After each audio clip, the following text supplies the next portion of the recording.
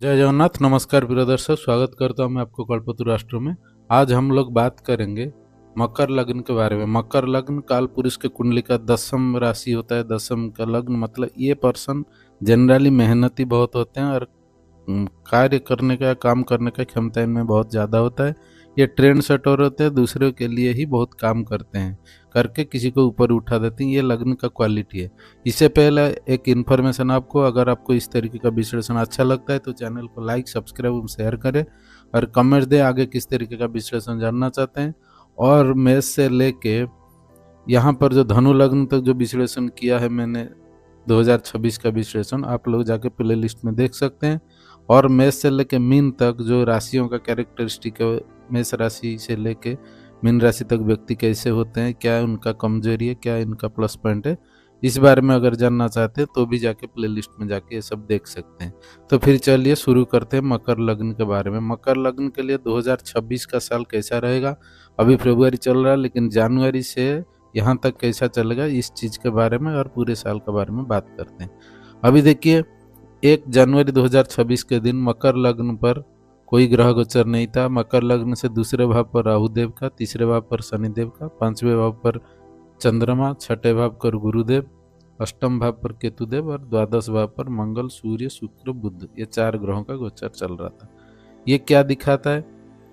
लग्न पर कोई ग्रह नहीं है, लग्नेश तीसरे भाव पर है। तीसरे भाव पर लग्नेश का होना वो स्ट्रगल को दिखाता है, मेहनत को दिखाता है। आदमी को बहुत मेहनत, परिश्रम करना पड़ता है, ये चीज शुरुआत टाइम में दिख रहा है। और द्वादश भाव पर इतने दो, एक पाप ग्रह, एक क्रूर ग्रह और 2 शुभ ग्रह है, लेकिन एक छठे का लड़ है साथ साथ। इसका मतलब क्या दिखाता है? यहाँ पर आपका हेल्थ इश्यूज को इंडिकेट करता है। यहाँ लग्नेश थर्ड हाउस पर है और द्वादश भाव पर इतने सारे प्लैनेट्स है, ये आपका हेल्थ इश्यूज को इंडिकेट करता है। यहाँ से दसम दृष्टि से शनिदेव यहाँ पर भी देख रहे हैं। हालांकि ये लग्नेश है, लग्नेश होकर द्वादश भाव को देखना, ये आपका हेल्थ को बचाने की कोशिश करेंगे, लेकिन ये साथ साथ दूसरे का लड़ भी है। दूसरे का लड़ मारक लड़ होता है, तो इसका मतलब यहाँ पर आपका हेल्थ इश्यूज इंडिकेट करता है। ये मकर, फिर क्या होगा ना, फरवरी में ये सब ग्रह यहाँ आ गए हैं, तो यहाँ से सब ग्रहों का आना भी, यहाँ से छठा का लाड होके आ जाना, सूर्यदेव अष्टमेश होकर यहाँ आ जाना, ये भी आपका बुध भी यहाँ पर छठा का लड़ू का आना, ये भी हेल्थ इश्यूज को इंडिकेट करता है। आगे भी राहु के साथ मिलेंगे, ये भी प्रॉब्लम है। यहाँ पर शनिदेव के साथ मिलकर लग्नेश को भी पीड़ित करेंगे, ये प्रॉब्लम है। मतलब आगे 3-4 महीने तक आपका हेल्थ इश्यूज को बहुत इंडिकेट करता है अभी टाइम। और इसके साथ साथ गुरुदेव यहाँ पर आपका तीसरा और द्वादश का लड़ होकर द्वादश भाव को आपको वहाँ पर दृष्टि कर रहे हैं। मतलब ये भी हेल्थ इश्यूज के लिए ठीक नहीं, लेकिन आपका फाइनेंस, इनकम और आर्थिक स्थिति के लिए ये थोड़ा बहुत ठीक है, क्योंकि यहाँ पर शुक्र और बुध जब यहाँ पर आपका लग्न पर आ जाएंगे जनवरी में 15-20 के बाद, तो यहाँ पर आपका फाइनेंस और आर्थिक दृष्टिकोण, लक सपोर्ट के लिए 2 शुभ ग्रह के साथ आना ये ठीक है। लेकिन जनवरी में ठीक नहीं था, फरवरी में एवरेज रहेगा। 2 पाप और क्रूर ग्रह और 2 शुभ ग्रह का मिला जुला प्रभाव रहेगा। फिर भी 3-4 महीना पे हेल्थ इश्यूज रहेगा, इसको थोड़ा ध्यान दीजिएगा 3-4 महीने के बाद। अभी चलिए शुरू करते हैं। जो 4 मेन प्लैनेट है, गुरुदेव, शनिदेव, राहुदेव और केतुदेव, इनको लेके प्रेडिक्शन इन प्लैनेट को लेके किया जाता है, इस हिसाब से हम देखते हैं। तो डबल ट्रांजिट थ्योरी से अगर हम देखते हैं, अगर जनरली, तो गुरुदेव यहाँ पर सप्तम दृष्टि से द्वादश भाव को देख रहे हैं, शनिदेव यहाँ पर दसम दृष्टि से देख रहे हैं। गुरुदेव होता है देव कृपा, शनिदेव होता है काल या समय। इसका मतलब वो द्वादश भाव आपका एक्टिव हो रहा है। द्वादश भाव एक्टिव हो जाना आपका लग्न के लिए ये कारक ग्रह नहीं है, तो इसका मतलब क्या है ना, आपका द्वादश भाव से या तो फिर आपका इन्वेस्टमेंट बहुत ज़्यादा होगा, खर्चा बहुत ज़्यादा होगा, या आप हॉस्पिटल जाएंगे, या तो फिर आप स्पिरिचुअल लाइन में जाके यहाँ से इन्वेस्टमेंट करके कुछ प्राप्तियाँ करेंगे आपको, जो स्पिरिचुअल लाइन के ऊपर ये एक्टिव घर है अभी।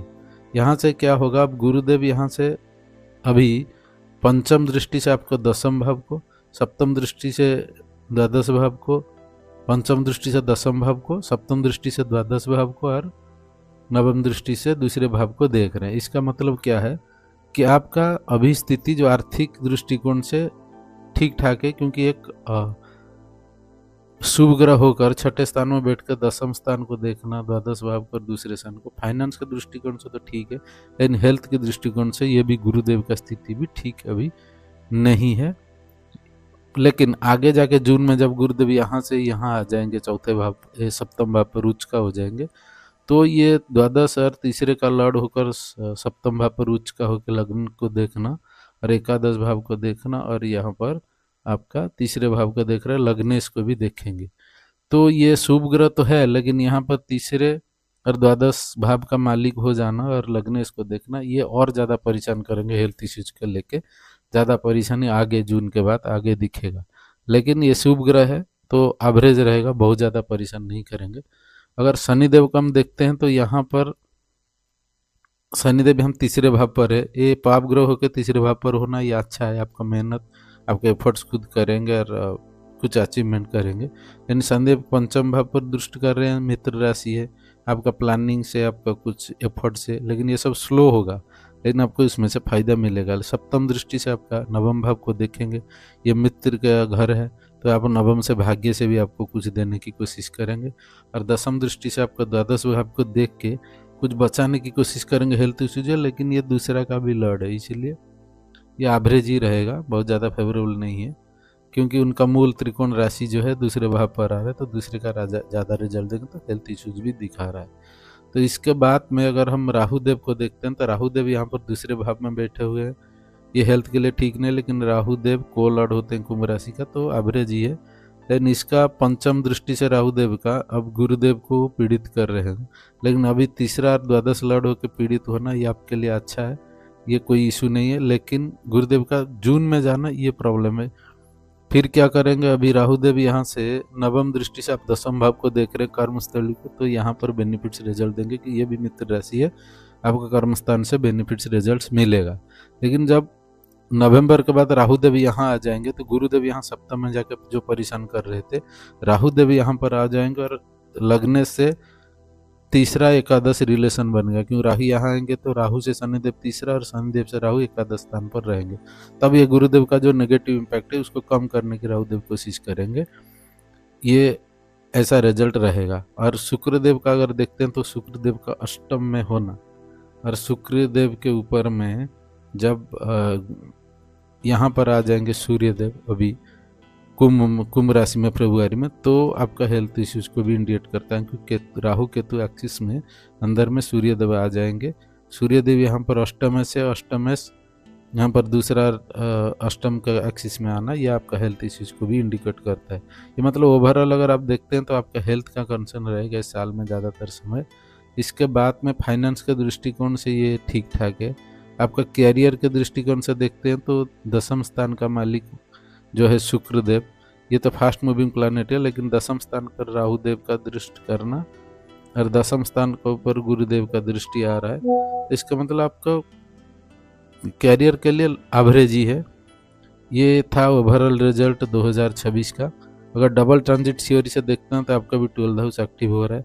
आप थोड़ा आश्रम जाके हॉस्पिटल में कुछ दान करना, कुछ हेल्प करना लोगों को, ये सब करिए, आपके लिए ठीक रहेगा। तो फिर ये था 2026 का विश्लेषण, कैसा रहेगा 2026 मकर लग्न वालों के लिए। इस तरीके का विश्लेषण अगर आगे करवाना चाहते हो तो चैनल को लाइक, सब्सक्राइब एवं शेयर करें और कमेंट दें आगे किस तरीके का विश्लेषण जानना चाहते हैं। और प्लेलिस्ट में जाके मेष से लेके धनु तक अभी तक आप जाके देख सकते हैं, पूरा दिया हुआ है। तो फिर चलते हैं। जय जगन्नाथ।